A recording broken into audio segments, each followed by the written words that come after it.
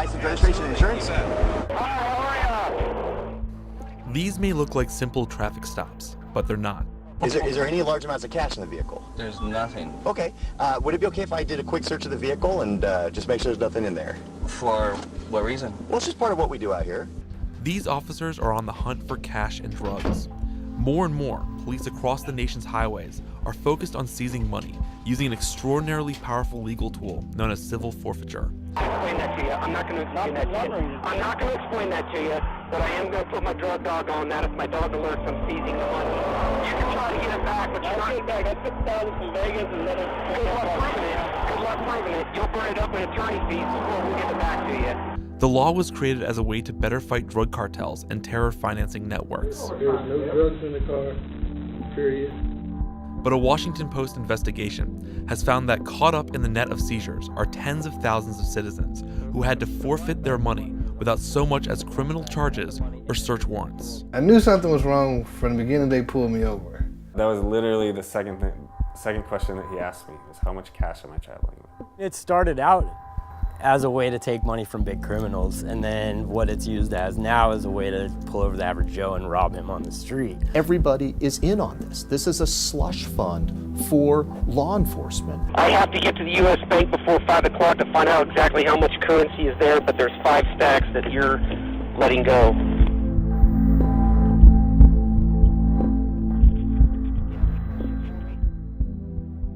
Smoking Roosters Barbecue Pit and Caribbean Cuisines is now open.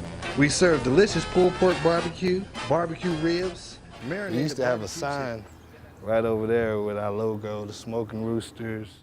Mandrell Stewart's barbecue restaurant in Stanton, Virginia was more than a living. It was validation he was on the right track. After a series of run-ins with the law as a young man, including a 3-month stint in jail for marijuana, he sold barbecue chicken on the streets until he could afford to open up his own shop. There, it felt like I had a chance. People liked they liked my food. They kept coming back, so I was being rewarded by the people, basically. This is the first logo that we ever made for our business. While his restaurant was flourishing, he got into tax trouble and operated in cash while he settled the dispute. This became a problem one night in August 2012, when Stewart and a girlfriend headed to D.C. to buy equipment and supplies for the restaurant in cash. And got pulled over in Fairfax. The officer said my window tint was too dark. As the officer approached the vehicle, he also noticed the DVD of Flashdance playing in view of the driver, a minor moving violation in Virginia. The officer started asking a lot of questions of Stewart and his friend. Police became suspicious when their stories didn't line up, so they called in a canine unit. The dog alerted on the car, and the officers gave Stewart a choice. We either can let you off at the top of the exit and you can find your own way home, or you can voluntarily come with us. We'll check the vehicle. If there's nothing in the vehicle, you and the vehicle can leave. Sir, can you come in here for a second? I'm 2.5 hours away, so of course I have to go with the police officer to check my vehicle. Back in the station, the Fairfax police continued to question Stewart. They searched his car, where they found a bag of cash containing $17,550 and a few flakes of marijuana. They also went through his cell phone, looking for incriminating text messages. Stewart tried to explain that he was on his way to buy supplies for the Smoking Rooster, but still, they didn't believe him. This, the way it appears to me, it looks to me that he has already purchased something that maybe you were going to go buy, and now he's on the hook for something. My cocoa bread, my oxtail. Cocoa something, maybe. You said cocoa something. Cocoa something. That's funny. I don't deal drugs.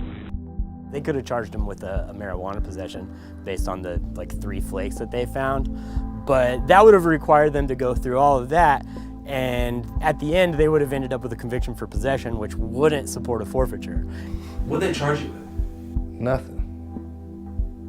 I didn't get charged with anything. Having a TV in the view of a driver, I did get charged with that. And that was only a $20 fine.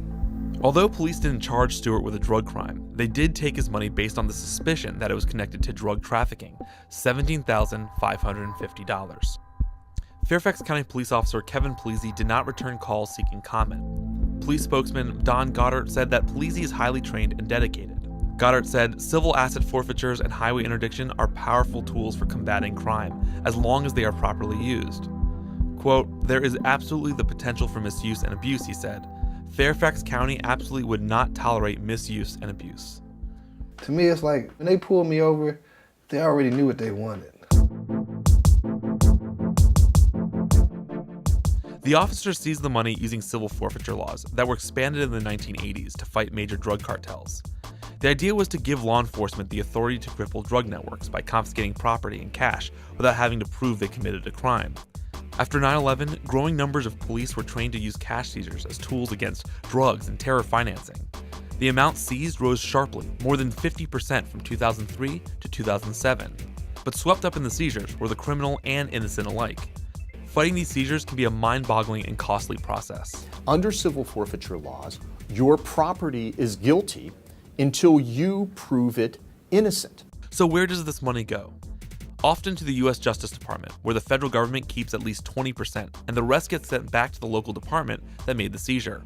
Proponents say the system works. It rewards police for fighting crime.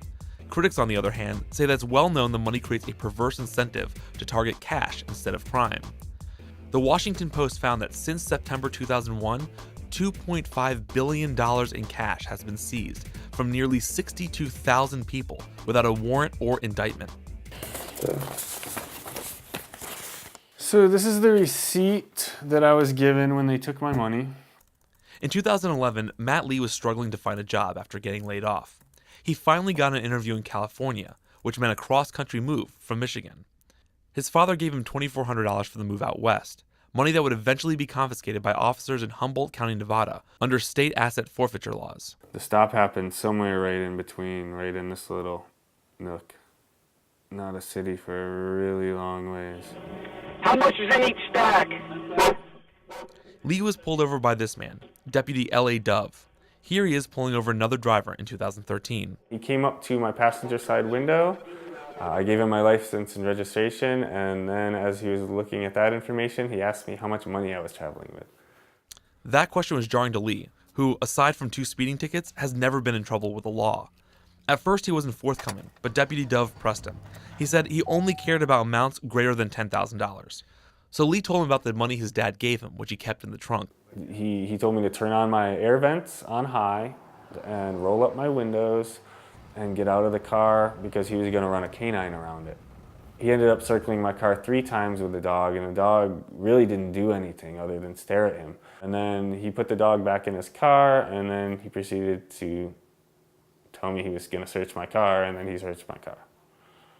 Dove didn't find drugs, but he did find the $2,400. He said, "No, I'm going to keep the money because I've concluded through my investigation here that you are traveling from Michigan to California to purchase drugs." I was given the option of letting him take my cash and driving away and forgetting about it, or following him back to the station to dispute it and possibly being arrested for intent to sell.